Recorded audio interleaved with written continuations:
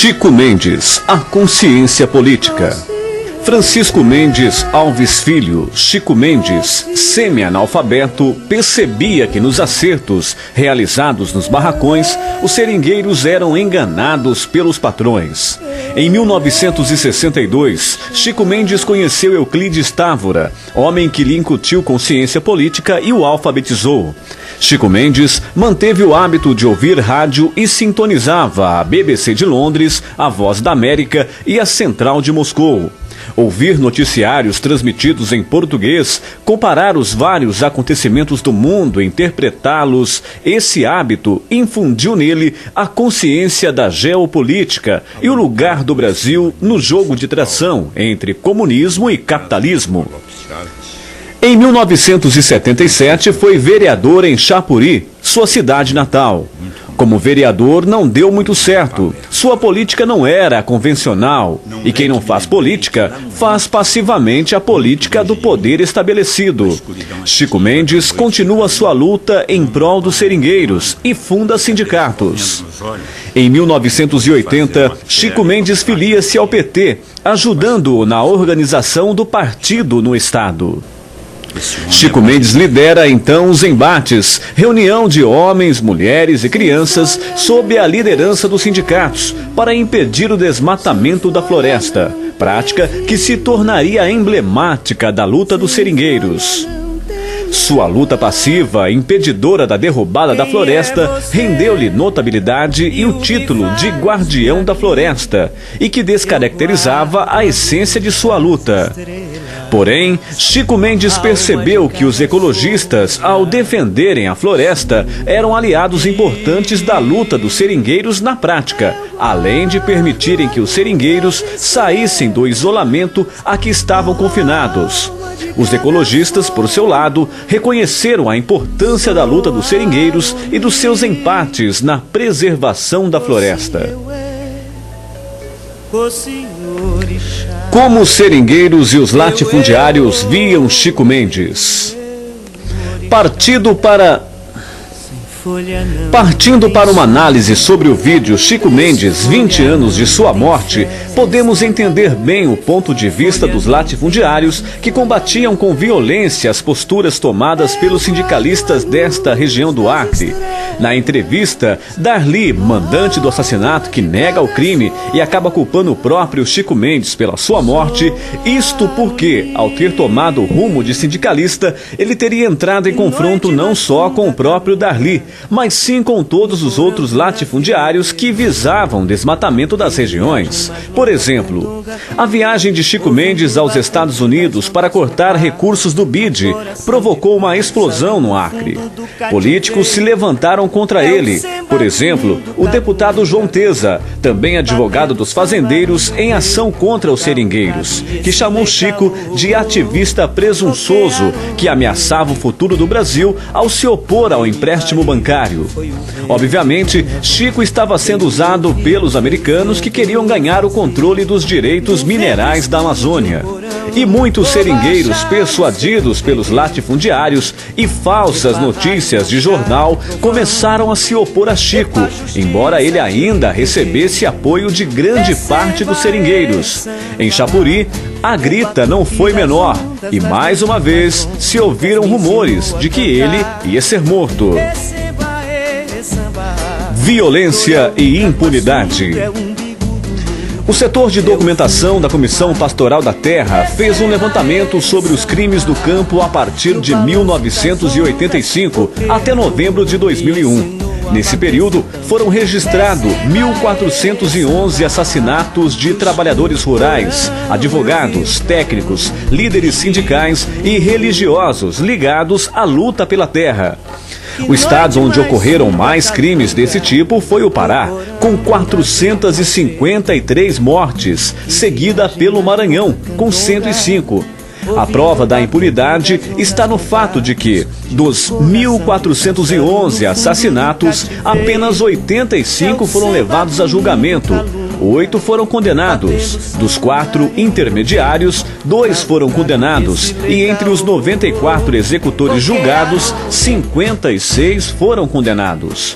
No governo Fernando Henrique Cardoso, até o ano de 2000, foram assassinados 195 trabalhadores rurais em conflitos agrários. Nenhum mandante foi punido.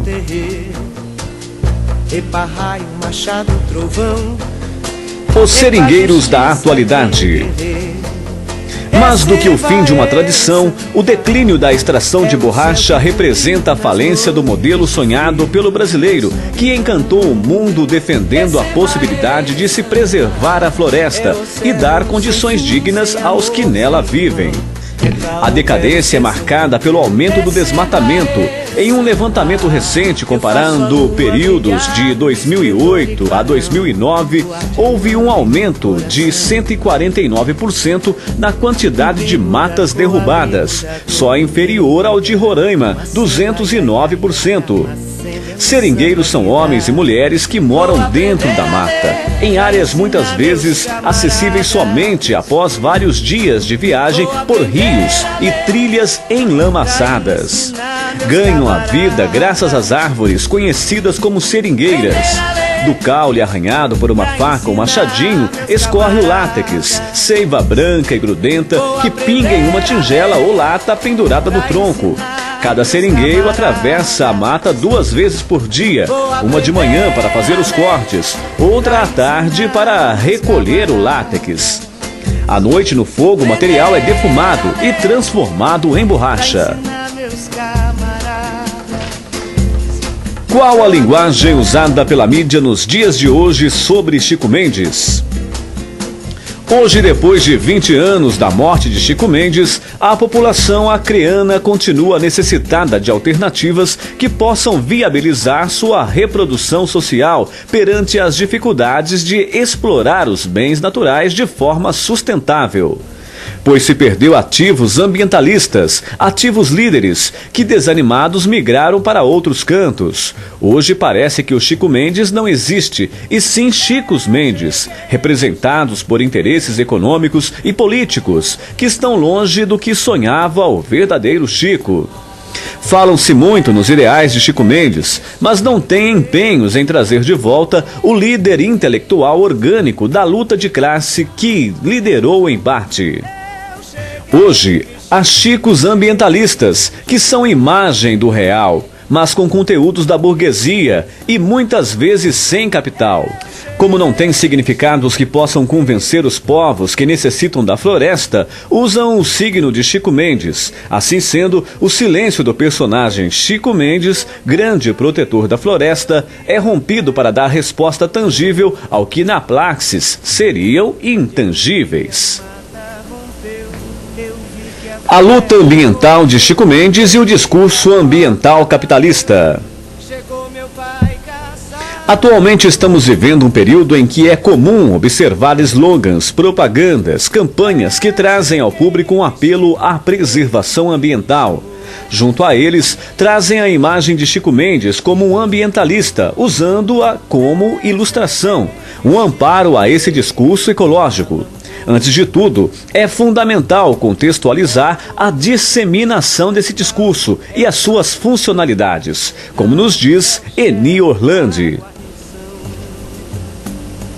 Se em um momento a pobreza é a tônica e o assistencialismo é a solução para que não se discutam as causas materiais da pobreza, desviando-se a questão para o pobre, nesses discursos da solidariedade em torno da globalização e tendo como litígio o ambiente, o discurso da ecologia novamente se desvia da discussão das causas para apenas procurar controlar os efeitos. É uma forma de censura, de silenciamento.